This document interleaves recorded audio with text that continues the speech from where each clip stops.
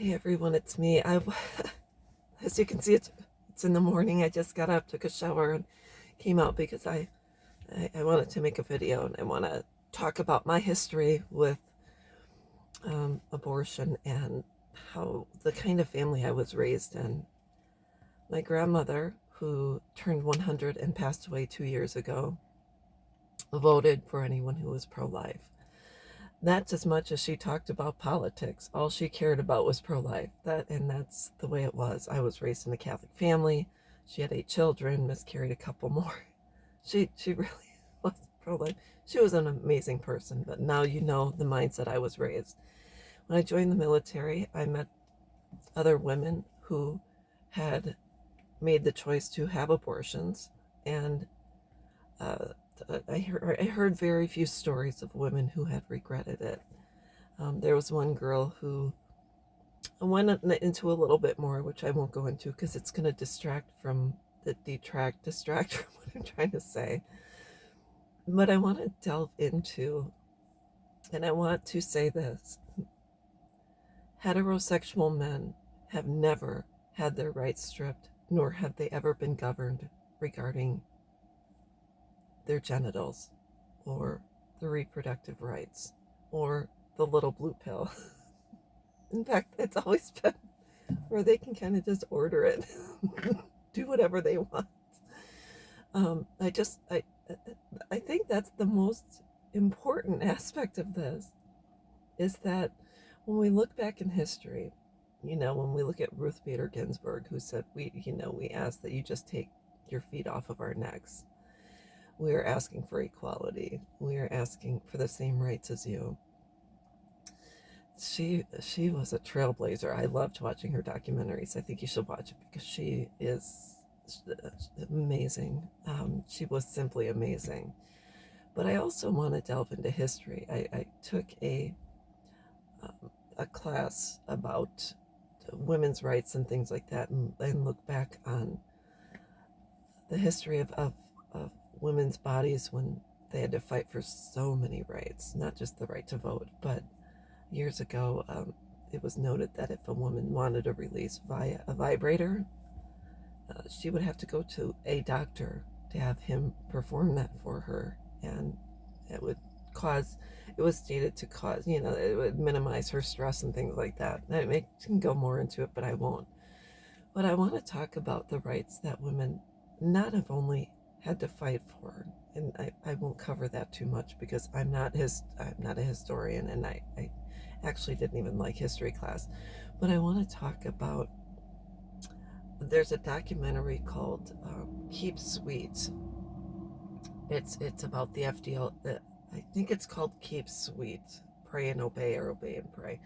It's about the FDLS church, and its current prophet, Warren Jeffs, is currently sitting in jail for um, aiding in the rape of a minor.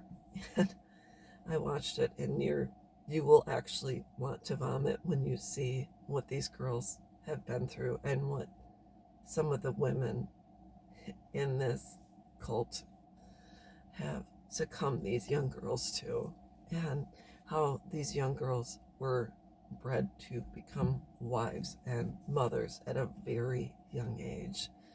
You gotta watch it, and these girls thought Warren Jeffs and his father was the prophet, and whatever he said goes. In fact, he's still ruling the church from prison, and has made it even more stringent. Some of the young girls and some of the boys have chosen to leave the church, and some of the men were stripped of their family, wives, and children, and they were farmed out to other men that Warren Jeffs deemed, worthy of the other families. So you have to watch it, but also if you look at shows like The Handmaid's Tale, it very much mirrors what happens in the FDLS church. So aside from all of that, when Roe v. Wade was put into place, it was put into protect the rights of women, but also give them access to safe health care and safe abortions. Because prior to that, if we don't think abortions existed prior to Roe v. Wade, we are wrong. Back alley, women would self-induce. Way back in the BC, women would use different types of I forgot what types of leaves and things women would insert in order to induce an abortion. If we think that abortion's going to simply cease because laws have changed, and if they just say one day it's done, we are wrong. We are stripping women of their rights.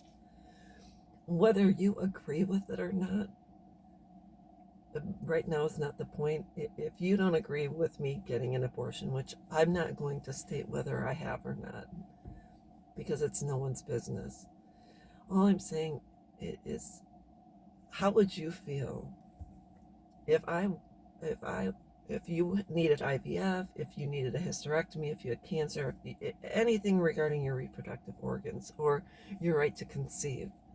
What if I felt I had the right to give my opinion on your body and what you should do with it, and how I feel the best treatment or course of treatment would be for you? I think you would then understand how it is also not your right to tell me what to do with my body. You can give your opinion, but share it with others who share your opinion and who agree with your opinion, because I'm telling you right now, between religion, politics, and now this case that has just been overturned,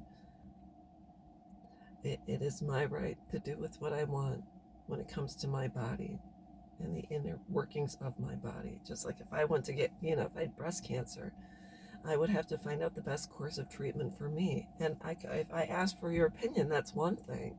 But when it comes to an abortion, women don't ask for the opinion of anyone else because it is a private and personal decision. So that's what I wanted to talk about.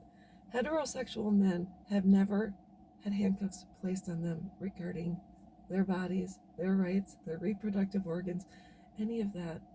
And neither should we.